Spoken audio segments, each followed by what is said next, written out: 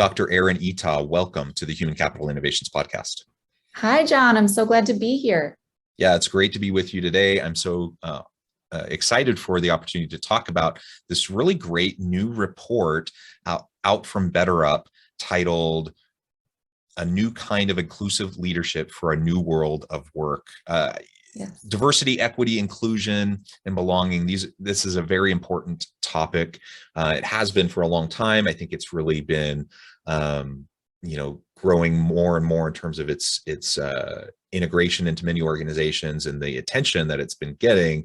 But then we also know that, especially during this pandemic, over the last 18 months, we've seen a lot of challenges in relation to diversity, equity, and inclusion work. And many reports have even suggested that we've set things back a generation or more in terms of women's equality and equity in the workplace, as well as other marginalized populations. So I think this COVID context also has some implications for how we understand inclusion moving into the future. The other aspect of this is, though, that COVID has accelerated us into a future of work that we were already kind of, the trajectory was taking us there. We're just getting there faster. And now, what are things going to look like in the next 5 to 10 plus years with more remote workers, distributed workforce and such?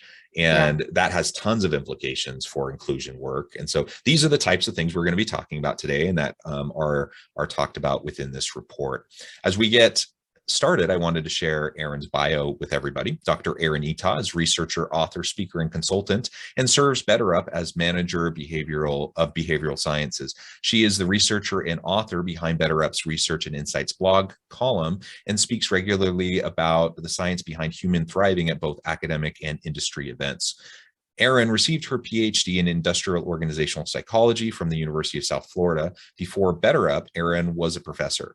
With over 30 articles and book contributions, she actively publishes research on the intersection of work and well-being, which has been featured in outlets such as the Journal of Applied Psychology and the Journal of Organizational Behavior, and cited in media outlets such as Harvard Business Review. Erin is the recipient of several awards for her scientific works, including authoring the top research paper of the year by the National Communication Association, an astounding and outstanding author contribution by Emerald Publishing. She lives in Alexandria, Virginia, with her husband and 2 young children. When not working on research, you can find her and her family on adventures in their converted Sprinter van. And I just love everything about your background and your bio, including the Sprinter van. I'm incredibly jealous.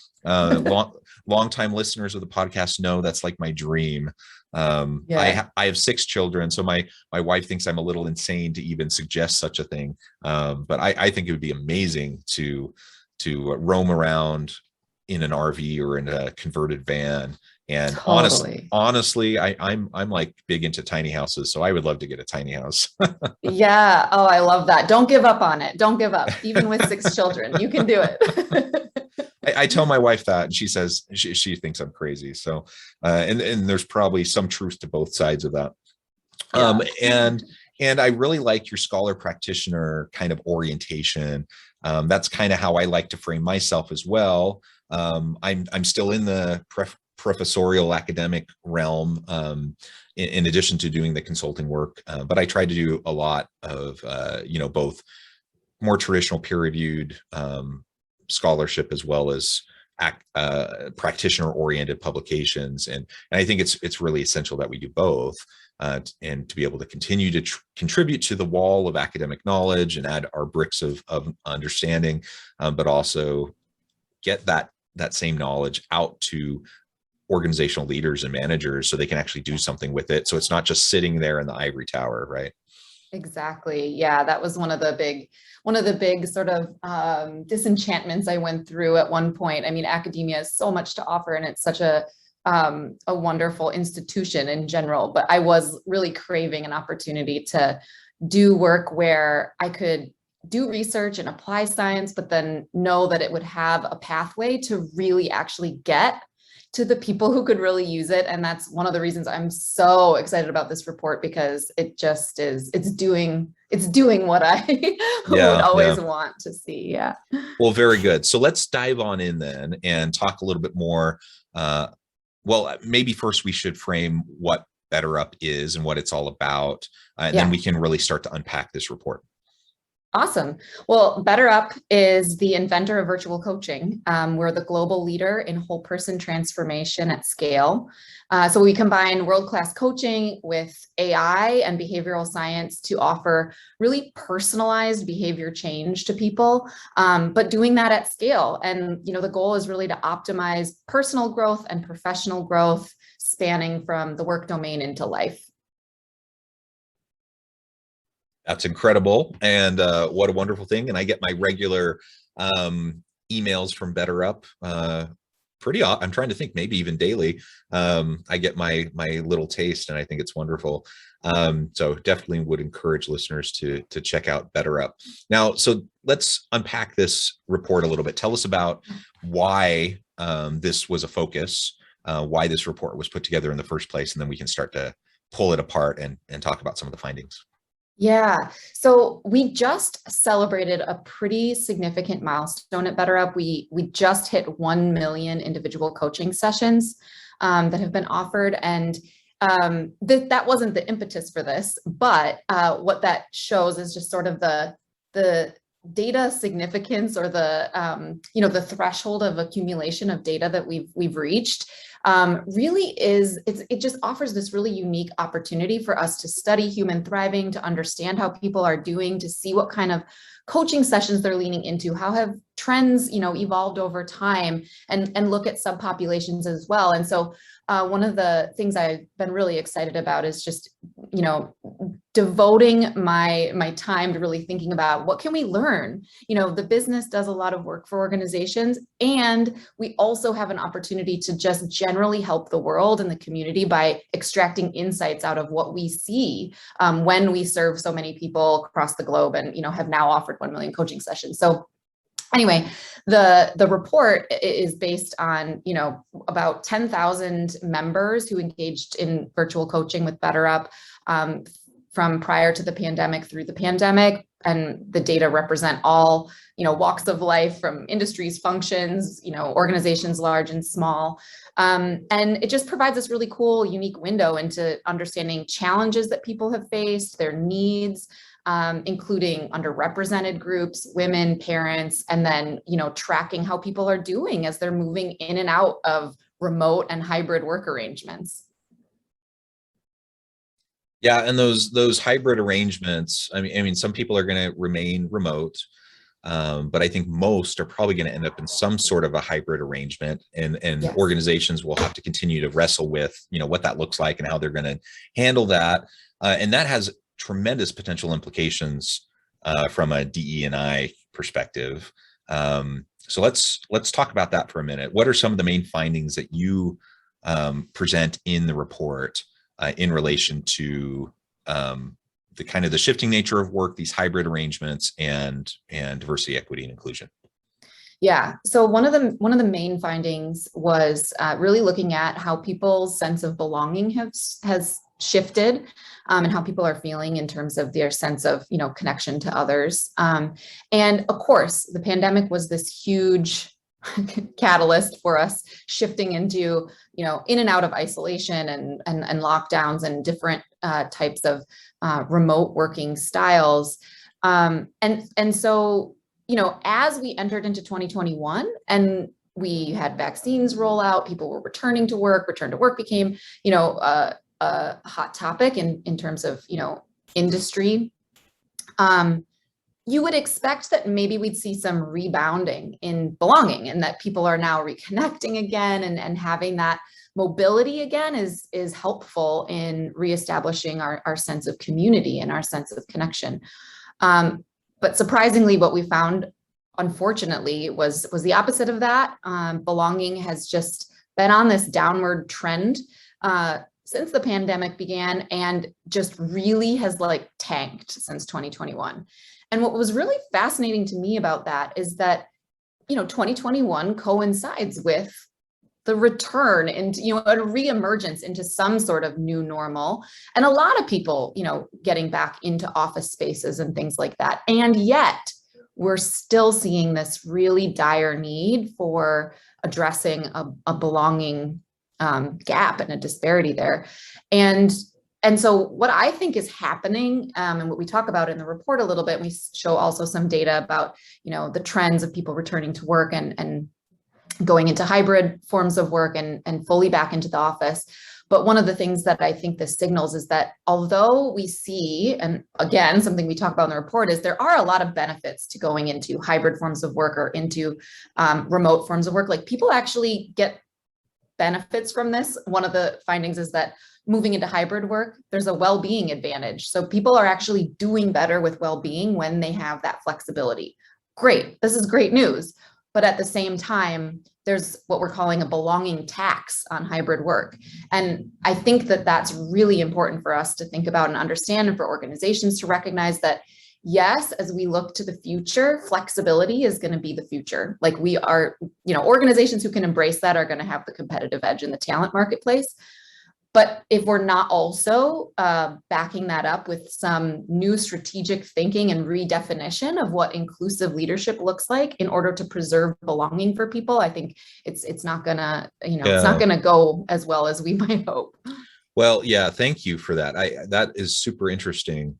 And it is worth noting, a lot of times you talk about diversity, equity, and inclusion. And I think about those elements in terms of a Venn diagram, and the intersection of all three of those pieces in a Venn diagram in the middle is the belonging piece. So when you're doing diversity, equity, and inclusion well, you're creating an environment where everyone can truly feel a sense of belonging, where they're able to contribute in meaningful ways, and really be their best authentic self at work, consistently, right? And so that's certainly what we want. We want to get past the rhetoric of diversity. We want to get past just getting, equitable, diverse groups of people around the table. We actually want them to be included. We want them to feel like they belong. We want them to have an opportunity to contribute. And so this belonging piece is so essential. And the belonging tax that you describe, I find super intriguing, because there are a lot of benefits to remote work and hybrid work, to flexible work. There's tons of benefits to that. There's been lots of research to demonstrate those benefits. Yet there are some challenges and there are some drawbacks, and this belonging tax is one of the really important ones. So let's talk a little bit more about that. Maybe unpack that a little bit, because I just think that's such a fascinating term. Yeah, well, I think too that what is going on with this, belonging trend and the belonging tax is that we've now introduced to the workplace a whole new form of diversity. So, in the past, we, as diversity, inclusion, and belonging, researchers and experts have, talked a lot about different subpopulations and intersectionality. And, there's a lot that we have progress that we've made in the last several decades. And now what I think is happening is that adding in this layer of diversified work arrangement, where some people may be remote, some people are in the office, some people may be doing hybrid, and that diversification may vary inside of teams. It may vary across an organization. And even if an entire organization, like some of the organizations that are still, really holding on to we got to have people back in the office, and it's the policy, we're going to bring everyone back. It's still your clients, your customers, your other, interactions with other businesses, et cetera. Those people are in totally different arrangements. So it's going to be like an unavoidable reconciliation, something we're going to have to, deal with. And I think that having that, I think that there's a risk that we're seeing a risk. Like, if you're in the office, do you have access to other information, or, more opportunity to network, more opportunity to relationship build? Is there some sort of, unconscious, perhaps, bias that we might start developing for those working from home, those in the office, those doing a hybrid? And that's what I worry about. And that I think is the belonging tax here, is that we're now adding in this additional form of diversity that we've not really had to address to the same degree in the past. Well, yeah, and I think an important point in all of this is, thinking, for example, about women in leadership as it relates to hybrid and remote work. So we know during the pandemic, for example, that women were disproportionately negatively impacted, in terms of work arrangements, because women disproportionately take on household tasks and child and elder care and all of these sorts of things. And so when all of a sudden you have kids at home doing school, it disproportionately fell on women to be at home to help them. And some jobs allowed for that, other jobs didn't. Some people felt like they could handle doing both, others didn't. And so you have this negative impact in that kind of an environment. But let's say we get out of that, we get back to the point where, people are in school and women and men both, people of all types are kind of working remotely and in hybrid arrangements from wherever they want, whenever they want. The question remains, who's more likely to take advantage of those flexible arrangements? And yes. I don't know the answer to that, but my suspicion is that women would disproportionately take advantage of those flexible arrangements because they continue to take on an additional burden of these extra care tasks, whether that's good or bad or right or wrong, whatever, like it just is. And so if that's the case, it could really potentially play out in a negative way for career progression for women, and particularly in leadership and executive roles, it seems. Yes. Talk a little bit more about that. Yeah, so we did look into some subpopulations in terms of how they've fared through the pandemic and what their experiences have been and how they've been different. And one of the things we looked at, of course, was women, with the she session that, has happened, and kind of the regression in women's participation rate in the workforce. Of course, this is a huge and an important issue. And one of the things we found was that interestingly, women are using coaching, of course we have data on this, women are using coaching for the topic of career planning and career advancement disproportionately more now than before. And I think, this is really touching on what you were saying. It's a signal or a marker of exactly what you were saying, that, women are having to, we all, women, men, parents, families, are facing these decisions of like, do I want my life to be designed in a way where I work from home? Is there advantages to that? Is this beneficial for me, for my family, for my kids, whatever the circumstance is? And what is the implication of that on my career, on my ability to contribute, on my advancement potential? What do I really want? And I think, this also ties into kind of a theme of, it's not just the Great Recession we're looking at, but we're also looking at this kind of great rethinking and reevaluation of our own, meaning and purpose and identities, and what we really want. So we saw that in our coaching data.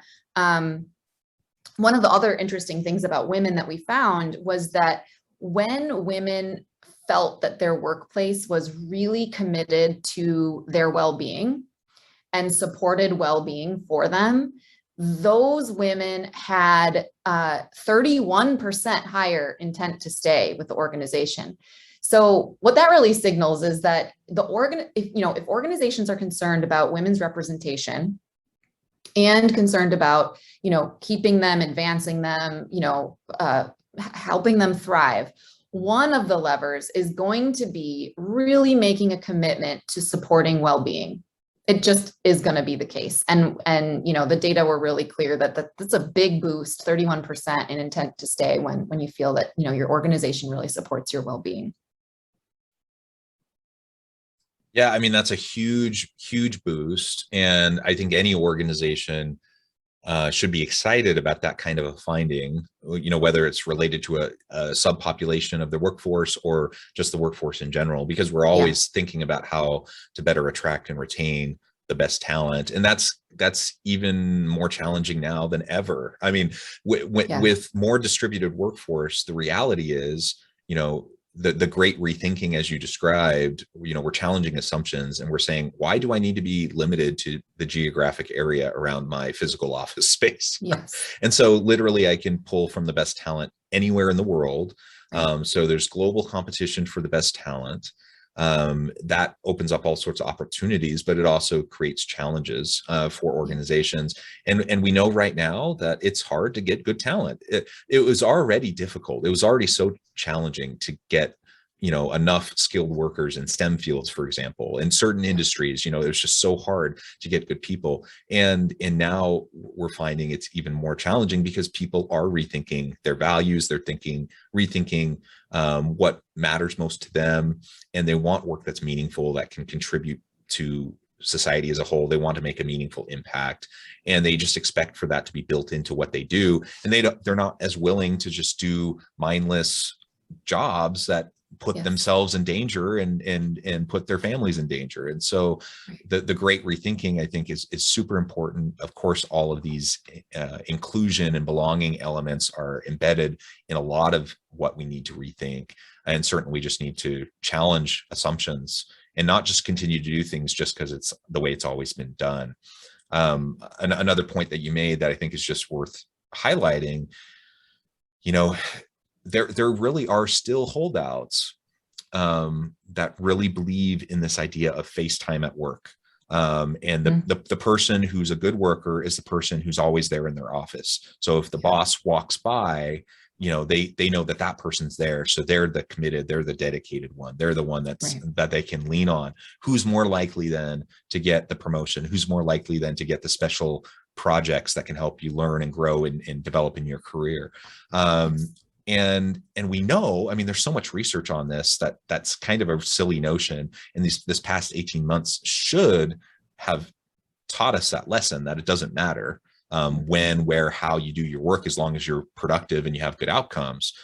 Yet it persists. And I'm not sure, I suppose over time we will get away from that. But in the meantime, over the next 5+ years, there's still going to be a lot of persistent attitudes around, I want these people physically in the office space, and I'm going to judge their contributions based on how much I see them at their desk.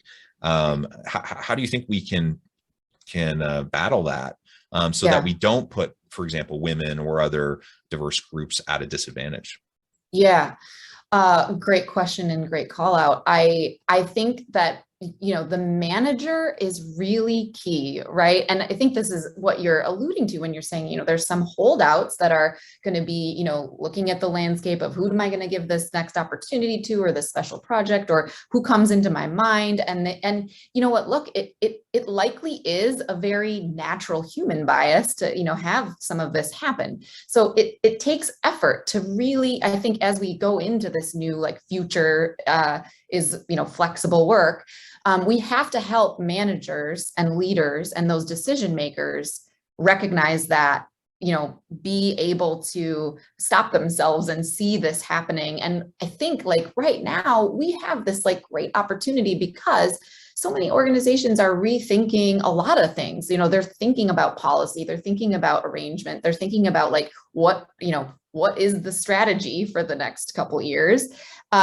given so much around us has changed. And this is also creating this really great moment in time where organizations can also say, you know what, I'm going to also rethink how much I'm investing in, leader training around inclusive leadership and teaching these skills and making sure that people have the support they need and learn those behaviors that really are going to help to create an equal playing field across people, regardless of, subpopulation status, or whether they're, a remote worker, a hybrid worker, someone, geographically dispersed in some way, et cetera. So one of the things that we did look at was, it was, of course, a very timely question to sort of ask, what inclusive leadership looks like and what really good inclusive leaders look like. Has it changed? So much has changed. Our environments have changed, et cetera. Did inclusive leadership change too? And is the behavior set that we used to think about and that we've done research on to understand what really creates that belonging and creates that sense of equity, is that different now? And so we looked pre-pandemic, what is this constellation of behaviors that drives inclusion in the workplace? What was it then? And compare that to what it is now. And we've learned 3 things basically from that kind of effort. One is it hasn't fundamentally changed. So that's kind of good news. You know, it's not like some really ridiculously different set of behaviors that we have to start like thinking about. It's fundamentally the same thing. It's about, you know, it's about encouraging participation. It's about equal voice. It's about connecting with people. Like all of those things still stand. But there's two other things that were interesting. One was that the relative sort of importance of those different behavioral things, you know, being really good at making sure everyone is contributing, for example, it's still important, but not as much, because we're also now seeing that things like alignment is really important. And I see why, like, you know, intuitively this makes sense when you've got people all over the place and you're trying to work as a team. Like, you got to be super careful that you are aligned with people. They understand goals. They know what their part is. Like, they're not feeling excluded from information, from, you know, new directions, from pivots, like any of that. And so that's now like a really important one. Empathy has become more important, and having empathy for people and really, putting your heart into these relationships. So these things are now different, like the relative weight has changed.